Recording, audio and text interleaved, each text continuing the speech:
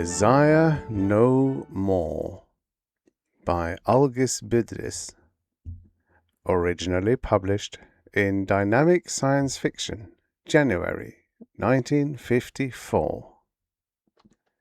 Narrated by Trussel. Desire no more than to thy lot may fall. Chaucer.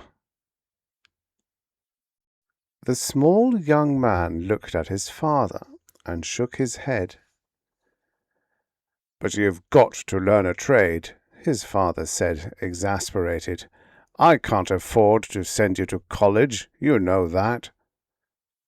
"I've got a trade," he answered. His father smiled thinly. "What?" he asked patronizingly. "I'm a rocket pilot," the boy said, his thin jaw stretching the skin of his cheeks. His father laughed in the way the boy had learned to anticipate and hate.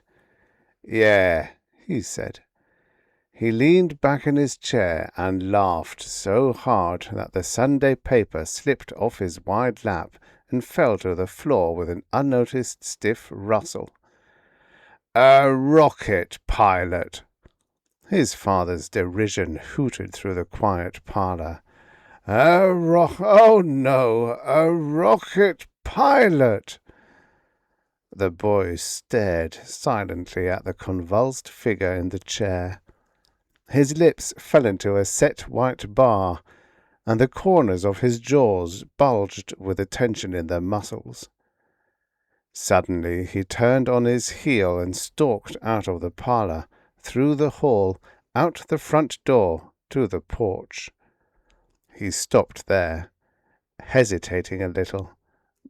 "Marty!" his father's shout followed him out of the parlor. It seemed to act like a hand between the shoulder blades, because the boy almost ran as he got down the porch stairs. "What is it, Howard?" Marty's mother asked in a worried voice as she came in from the kitchen, her damp hands rubbing themselves dry against the sides of her house dress. "Crazy kid," Howard Isherwood muttered. He stared at the figure of his son as the boy reached the end of the walk and turned off into the street. "Come back here!" he shouted. "A rocket pilot!" he cursed under his breath. "What's the kid been reading? Claiming he's a rocket pilot." Margaret Isherwood's brow furrowed into a faint, bewildered frown. "But isn't he a little young? I know they're teaching some very odd things in high school these days, but it seems to me—" "Oh, for Pete's sake, Marge! There aren't even any rockets yet. Come back here, you idiot!"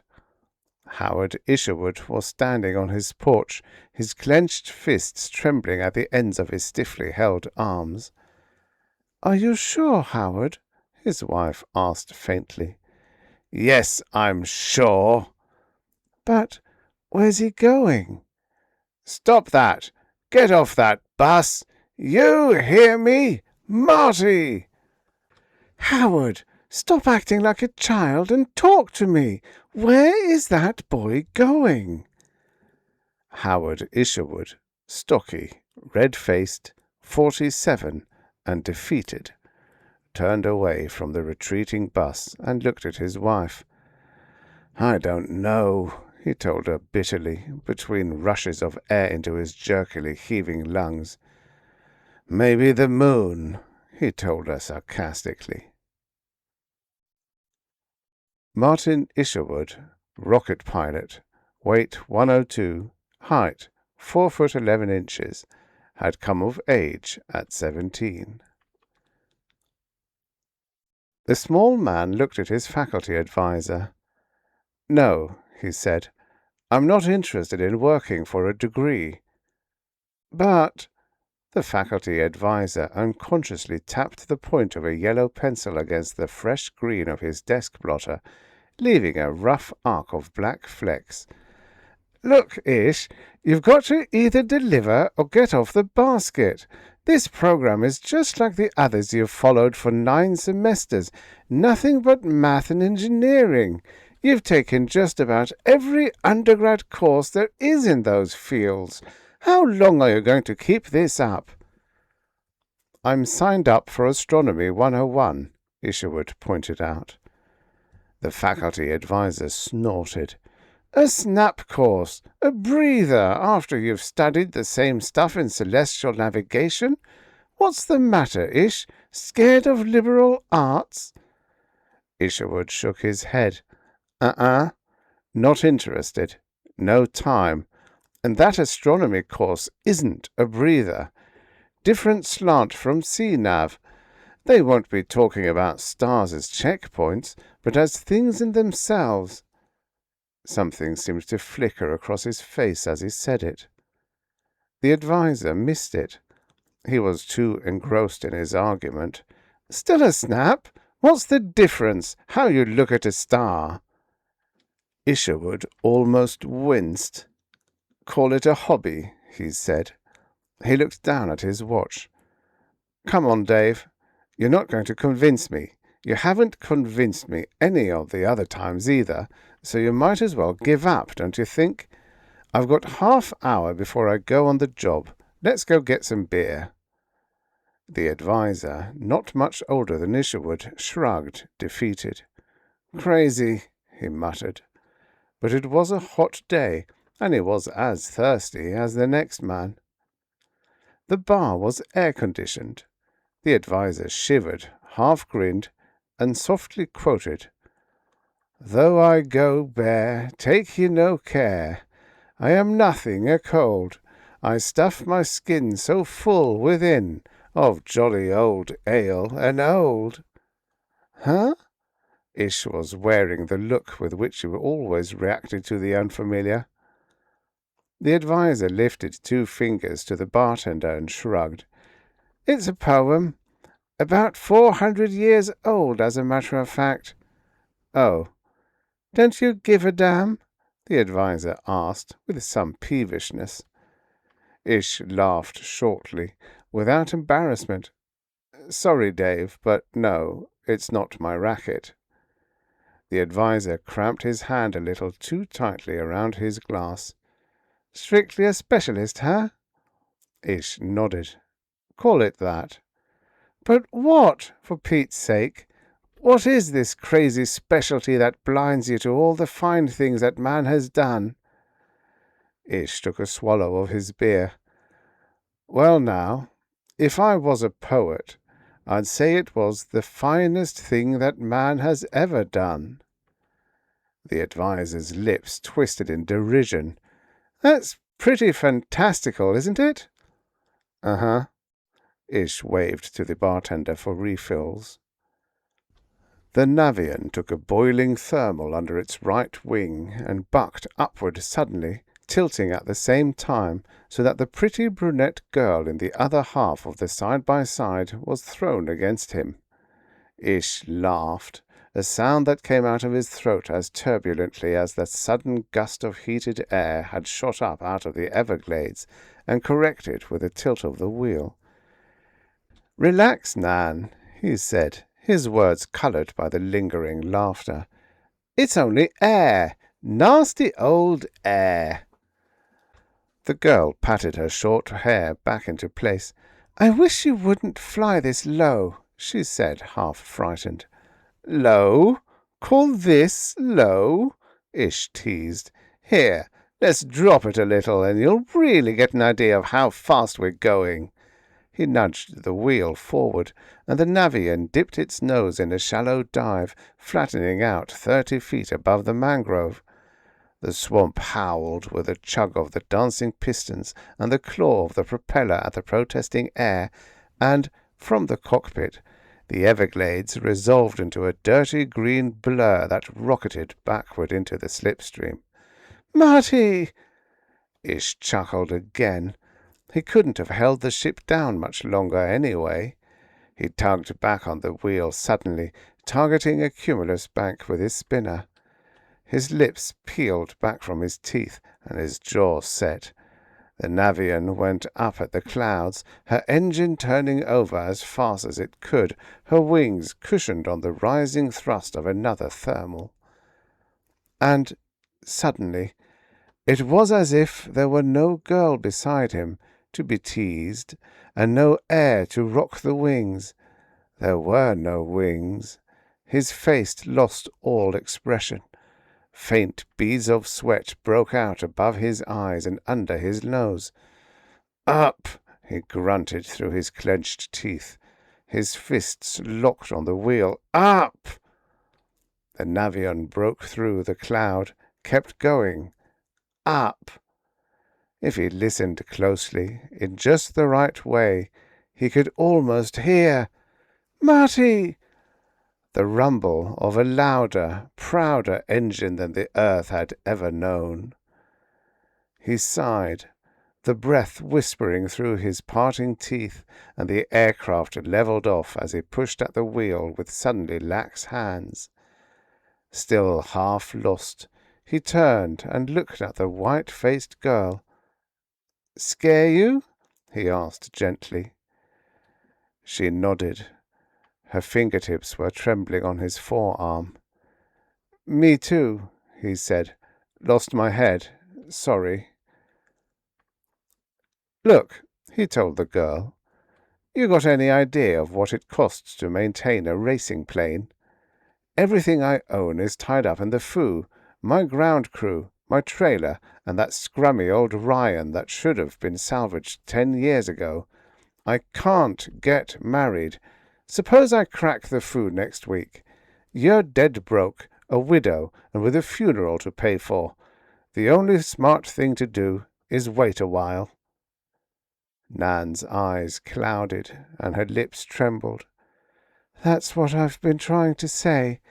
Why do you have to win the Vandenberg Cup next week? Why can't you sell the foo and go into some kind of business? You're a trained pilot." He had been standing in front of her with his body unconsciously tense from the strain of trying to make her understand. Now he relaxed. More, he slumped, and something began to die in his face, and the first faint lines crept in to show that after it had died, it would not return to life, but would fossilize, leaving his features in the almost unreadable mask that the newspapers would come to know. "I'm a good bit more than a trained pilot," he said quietly. "The foo is a means to an end. After I win the Vandenberg Cup, I can walk into any plant in the States, Douglas, North American, Boeing, any of them, and pick up the chief test pilot's job for the asking. A few of them have as good as said so. After that—" His voice had regained some of its former animation from this new source. Now he broke off and shrugged. "I've told you all this before." The girl reached up, as if the physical touch could bring him back to her, and put her fingers around his wrist. "Darling," she said, "if it's that rocket pilot business again—" Somehow his wrist was out of her encircling fingers.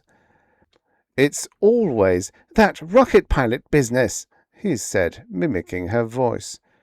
"Damn it, I'm the only trained rocket pilot in the world. I weigh 115 pounds, I'm 5 feet tall, and I know more navigation and math than anybody in the Air Force or Navy have. I can use words like Brennschluss and mass ratio without running over to a copy of Collier's, and I—" He stopped himself, half smiled, and shrugged again. "I guess I was kidding myself. After the Cup there'll be the test job, and after that there'll be the rockets. You would have had to wait a long time."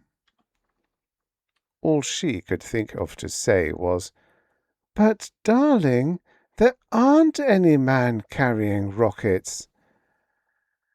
"That's not my fault," he said, and walked away from her. A week later, he took his stripped-down F-110 across the last line with a scream like that of a hawk that brings its prey safely to its nest. He brought the Mark 7 out of her orbit after 2 days of running rings around the spinning Earth, and the world loved him.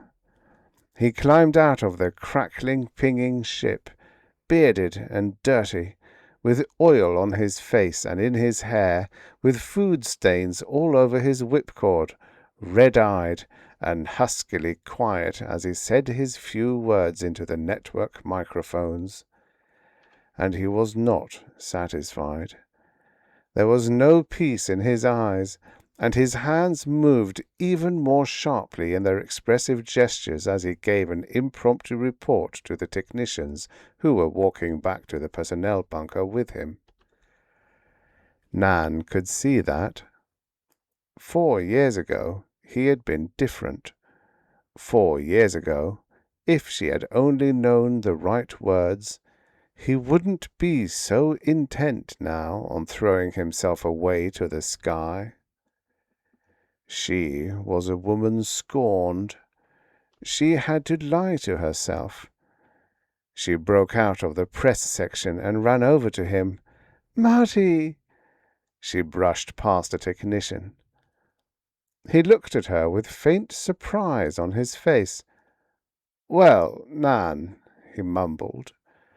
But he did not put his hand over her own where it touched his shoulder. "I'm sorry, Marty," she said in a rush. "I didn't understand. I couldn't see how much it all meant." Her face was flushed, and she spoke as rapidly as she could, not noticing that Ish had already gestured away the guards she was afraid would interrupt her. "But it's all right now. You got your rockets. You've done it. You trained yourself for it, and now it's over. You've flown your rocket." He looked up at her face and shook his head in quiet pity. One of the shocked technicians was trying to pull her away, and Ish made no move to stop him. Suddenly he was tired.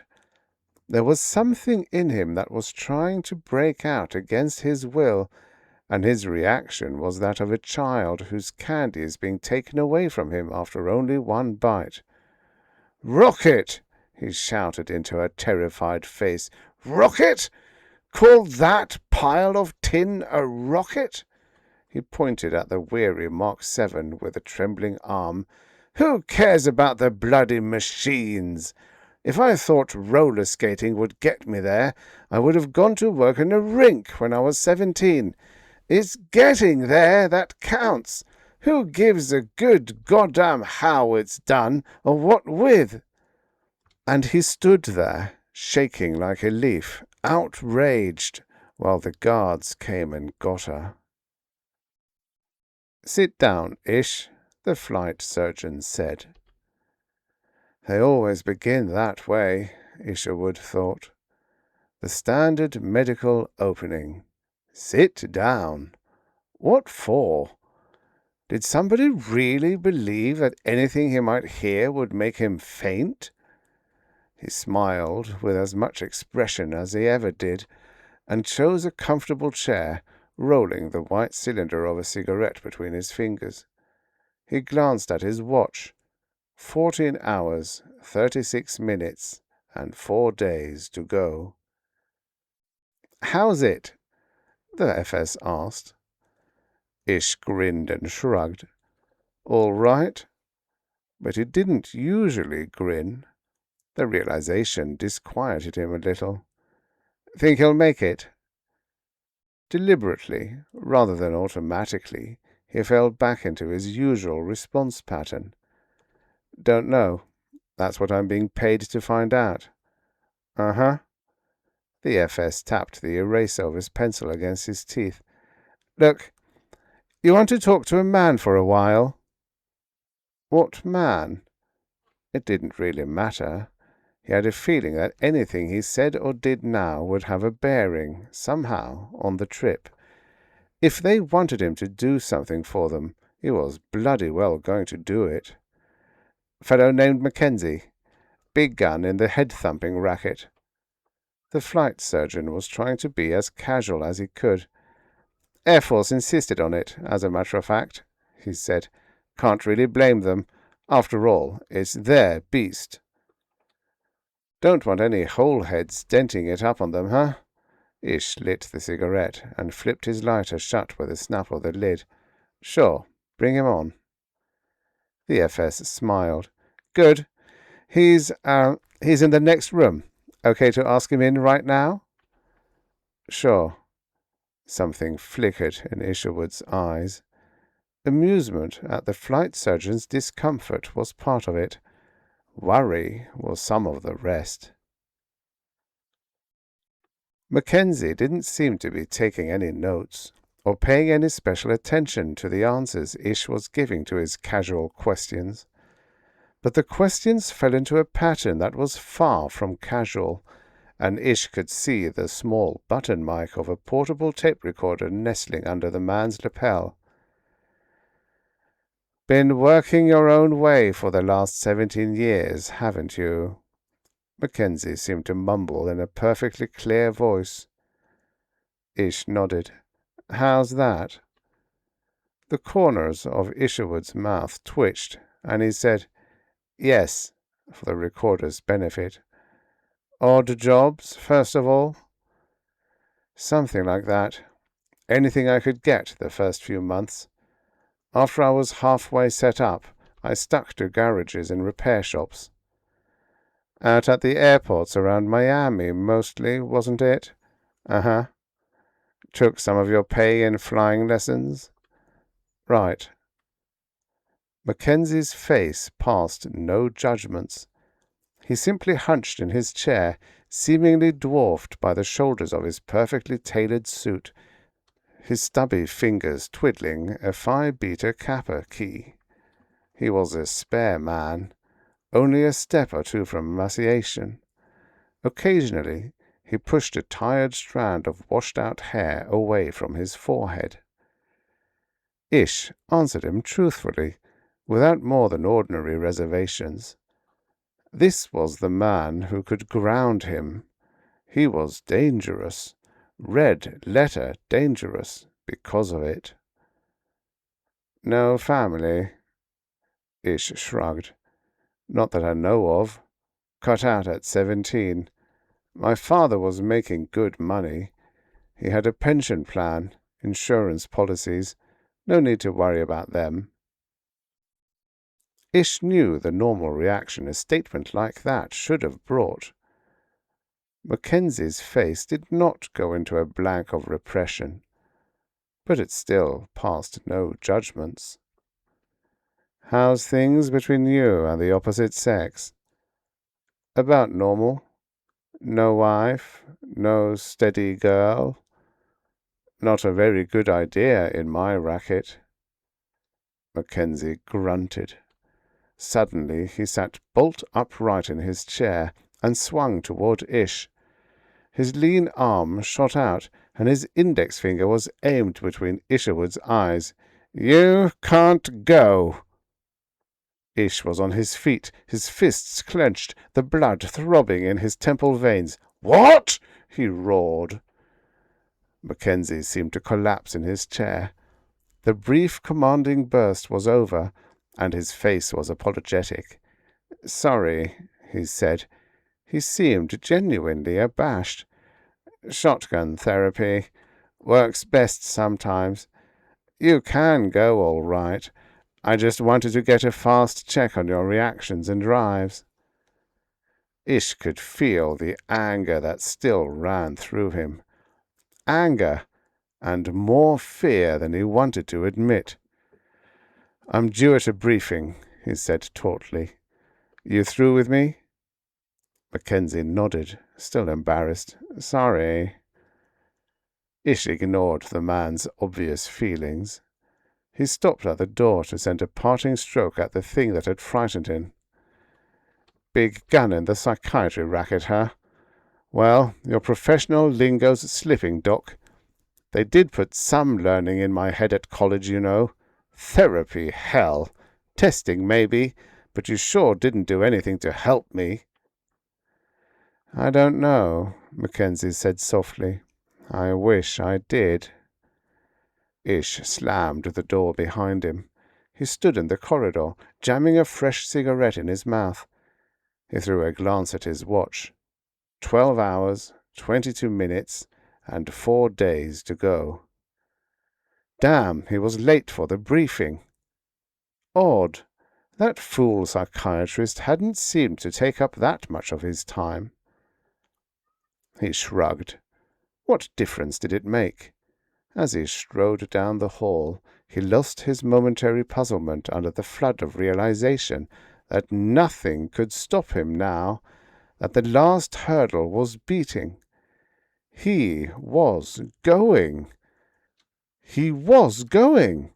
And if there were faint echoes of "Marty" ringing in the dark background of his mind, they only served to push him faster, as they always had. Nothing but death could stop him now. Ish looked up bitterly at the receptionist. "No," he said. "But everybody fills out an application," she protested. "No, I've got a job," she said, as he had been saying for the last half hour. The receptionist sighed. "If you'll only read the literature I've given you, you'll understand that all your previous commitments have been cancelled." "Look, honey, I've seen company poop sheets before. Now, let's cut this nonsense. I've got to get back." "But nobody goes back." "God damn it, I don't know what kind of place this is, but—" He stopped at the receptionist's wince and looked around, his mouth open. The reception desk was solid enough. There were in and out and hold baskets on the desk, and the receptionist seemed to see nothing extraordinary about it. But the room, a big room, he realized, seemed to fade out at the edges rather than stop at walls. The lighting, too. "Let's see your back," he rapped out, his voice high. She sighed in exasperation. "If you'd read the literature—" She swiveled her chair slowly. "No wings," he said. "Of course not," she snapped. She brushed her hair away from her forehead without his telling her to. "No horns either." "Streamlined, huh?" he said bitterly. "It's a little different for everybody," she said with unexpected gentleness. "It would have to be, wouldn't it?" "Yeah, I guess so," he admitted slowly.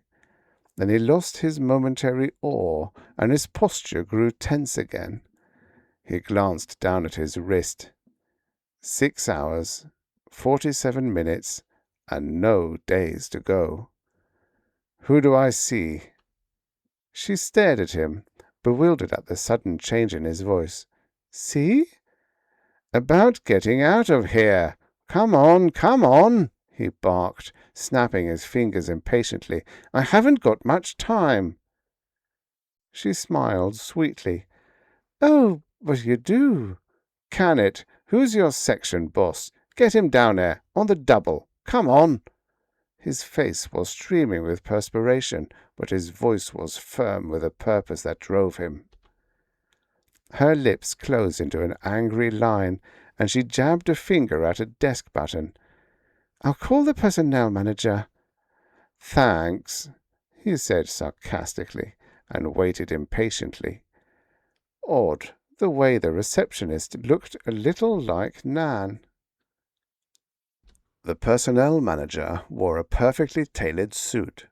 He strode across the lobby floor toward Ish, his hand outstretched. "Martin Isherwood," he exclaimed enthusiastically. "I'm very glad to meet you."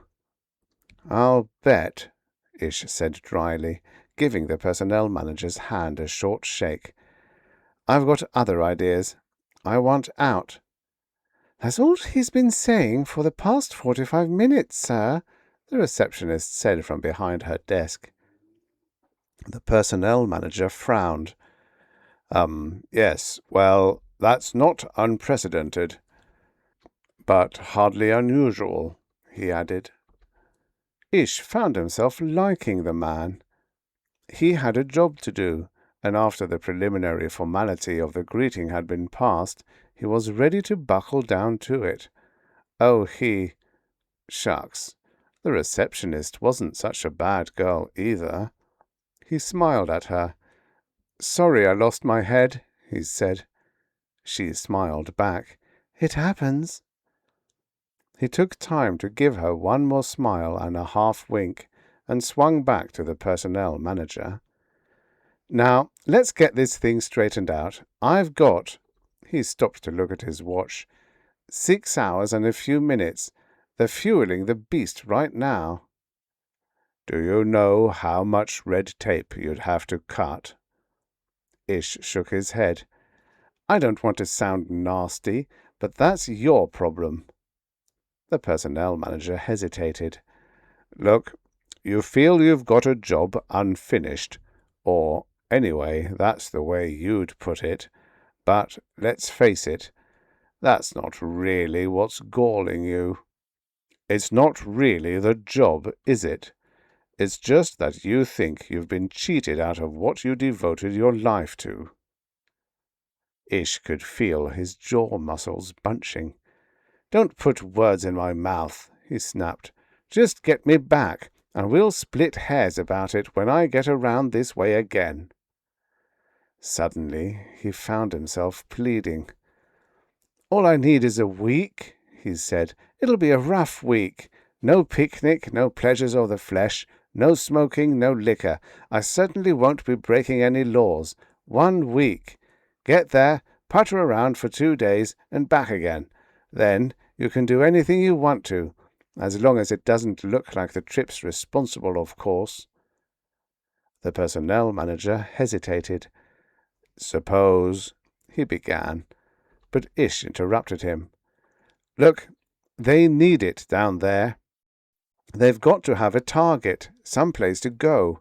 We're built for it. People have to have— But what am I telling you for? If you don't know, who does?" The personnel manager smiled. "I was about to say something." Ish stopped, abashed. "Sorry." He waved the apology away with a short movement of his hand.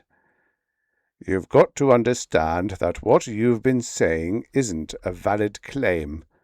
If it were, human history would be very different, wouldn't it? Suppose I showed you something first. Then you could decide whether you want to stay after all." "How long's it going to take?" Ish flushed under the memory of having actually begged for something. "Not long," the personnel manager said.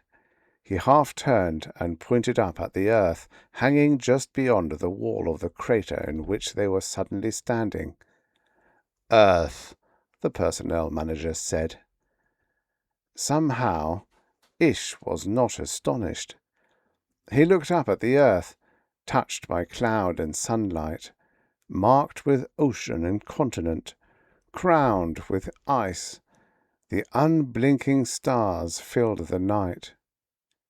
He looked around him. The moon was silent, quiet, patient, waiting. Somewhere a metal glint against the planet above, if it were only large enough to be seen, was the station and the ship for which the moon had waited. Ish walked a short distance. He was leaving no tracks in the pumice the ages had sown. But it was the way he had thought of it, nevertheless. It was the way the image had slowly built up in his mind, through the years, through the training, through the work. It was what he had aimed the Navian at that day over the Everglades.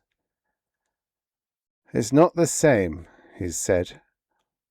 The personnel manager sighed. "Don't you see?" Ish said. "It can't be the same. I didn't push the beast up here. There wasn't any feel to it. There wasn't any sound of rockets. The personnel manager sighed again. There wouldn't be, you know. Taking off from the station, landing here, vacuum. Ish shook his head. There'd still be a sound, maybe not for anybody else to hear, and maybe there would be. There'd be people back on Earth who'd hear it. All right, the personnel manager said. His face was grave, but his eyes were shining a little. Ish, hey Ish, wake up, will you? There was a hand on his shoulder. Will you get a load of this guy? The voice said to someone else. An hour to go, and he's sleeping like the dead. Ish willed his eyes to open. He felt his heart begin to move again, felt the blood sluggishly beginning to surge into his veins. His hands and feet were very cold. Come on, Ish, the crew chief said. All right, he mumbled. Okay, I'm up. He sat on the edge of his bunk, looking down at his hands. They were blue under the fingernails. He sighed, feeling the air moving down into his lungs. Stiffly, he got to his feet and began to climb into his G-suit. The moon opened its face to him. From where he lay, strapped into the control seat in the forward bubble, he looked at it emotionlessly and began to brake for a landing. He looked for footprints in the crater, though he knew he hadn't left any. Earth was a familiar sight over his right shoulder. He brought the twin-bubble beast back to the station. They threw spotlights on it for the TV pickups and thrust microphones at him. He could see broad grins behind the faceplates of the suits the docking crew wore, and they were pounding his back. The interior of the station was a babbling of voices, a tumult of congratulations. He looked at it all, dead-faced, his eyes empty. It was easy, he said over a worldwide network, and pushed the press representatives out of his way. Mackenzie was waiting for him in the crew section. Ish flicked his stolid eyes at him, shrugged, and stripped out of his clothes. He pulled a coverall out of a locker and climbed into it, then went over to his bunk and lay down on his side, facing the bulkhead. Ish? It was Mackenzie, bending over him. Ish grunted. It wasn't any good, was it? You'd done it all before. You'd been there. He was past emotions. Yeah? We couldn't take the chance. Mackenzie was trying desperately to explain. You were the best there was, but you'd done something to yourself by becoming the best. You shut yourself off from your family. You had no close friends, no women. You had no other interests. You were a rocket pilot. Nothing else. You've never read an adult book that wasn't a text. You've never listened to a symphony except by accident. You don't know Rembrandt from Norman Rockwell. Nothing. No ties, no props, nothing to sustain you if something went wrong. We couldn't take the chance, Ish.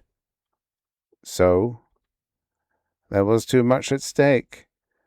If we let you go, you might have forgotten to come back. You might have just kept going. He remembered the time with the Navian and nodded. I might have.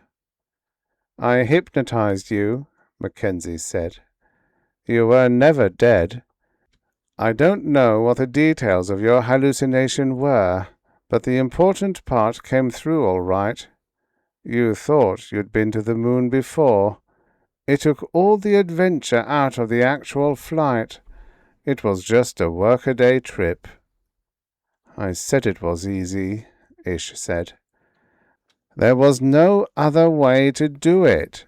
I had to cancel out the thrill that comes from challenging the unknown. You knew what death was like, and you knew what the moon was like. Can you understand why I had to do it?" "Yeah. Now get out before I kill you." He didn't live too long after that. He never entered a rocket again. He died on the station and was buried in space while a grateful world mourned him. I wonder what it was like in his mind when he really died. But he spent the days he had after the trip just sitting at an observatory port, cursing the traitor stars with his dead and purposeless eyes. The end. Subscribe for more stories of futures past. You know, many of these stories were written when 50 years ago was in the future.